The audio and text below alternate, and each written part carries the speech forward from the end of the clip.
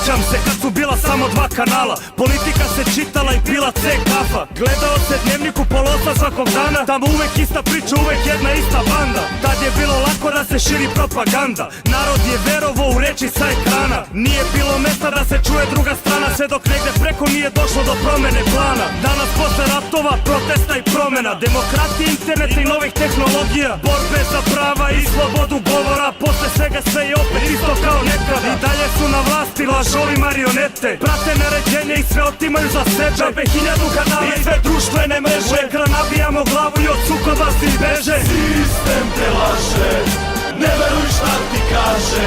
Ovaj život je borba od rođenja do groba, zato ustani odmah. Sistem te laže, ne veruj šta ti kaže. Ovaj život je borba od rođenja do groba, zato ustani odmah.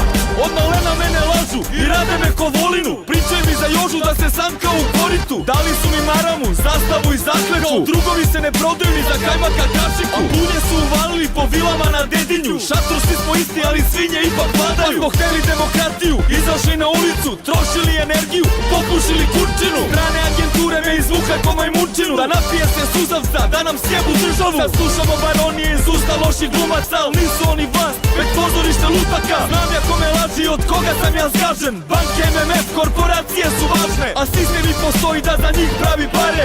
I bit će pravde tek kad ovo carstvo padne. Sistem te laže, ne veruj šta ti kaže. Ovaj život je borba od rođenja do groba, zato ustani odmah. Sistem te laže, ne veruj šta ti kaže. Ovaj život je borba od rođenja do groba, zato ustani odmah. Čovek veruje šta vidi, čovek veruje šta čuje, ne kapira da od rođenja mozak mu se truje. Propagandom sistema kako god se sistem zvao, tabloidi, televizija, spinovana stvarnost koja radi na tome da izgubiš identitet, da budeš samo poslušan.